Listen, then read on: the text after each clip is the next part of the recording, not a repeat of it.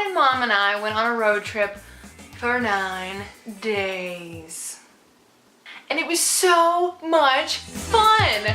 We did these mystery adventure vlog snippets on YouTube and Instagram, which were probably the most fun thing at the end of the day to do, to go through all of our footage, pick stuff that we loved and that would not give away exactly where we were, what we were doing, or why. And we posted it on Instagram and YouTube for you guys to watch. And now comes the really fun part, which is reliving this vacation with you guys, taking you with us and having this vacation all over again through going over it in these vlogs.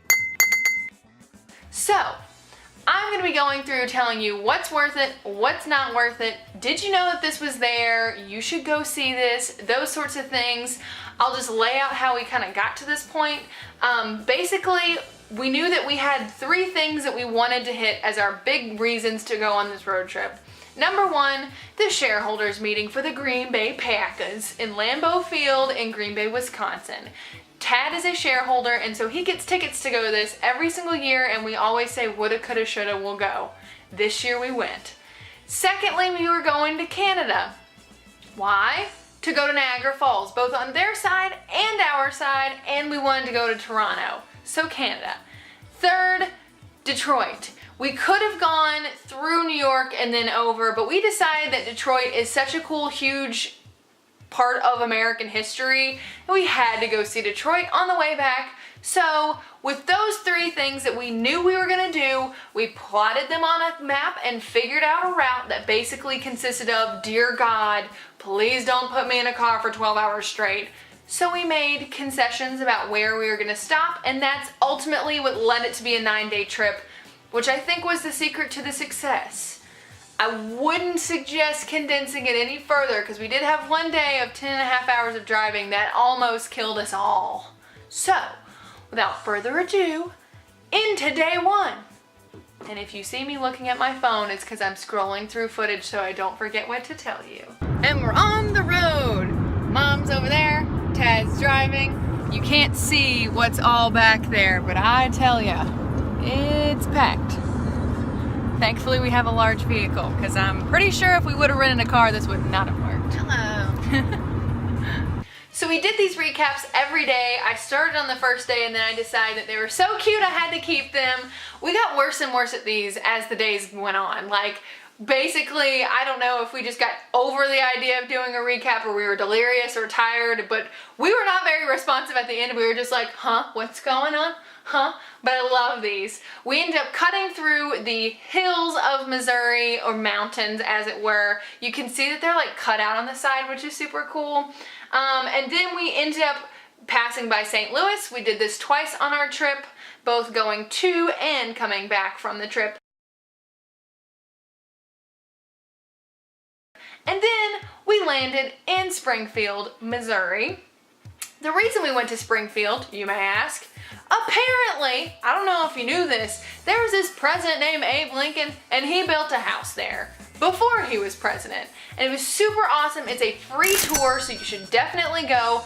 There's lots to see. It kind of reminds you of Colonial Williamsburg in the sense that there's like, they have preserved the community around this house. It's still a gravel road. They do reenactments and stuff apparently a few times a year.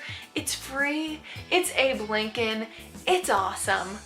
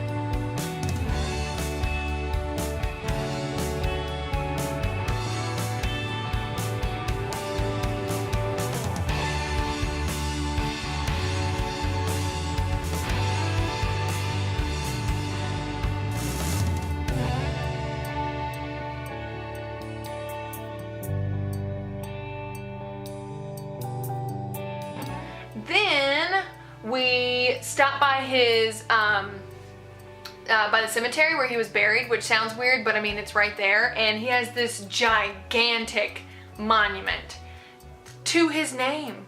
He's got his family buried there with him, with the exception of his son, who's buried in Arlington, so there's like a grave marker inside. His body kept trying to get snatched, so they had to move him 3 separate times before he got into this monument, which was crazy.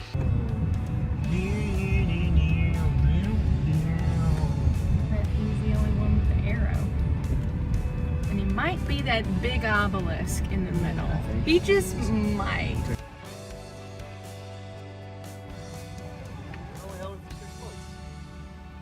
Where is he now? Is it upstairs now? Oh, it's gotta be under the obelisk. This was just their special containment unit for Oak Ridge.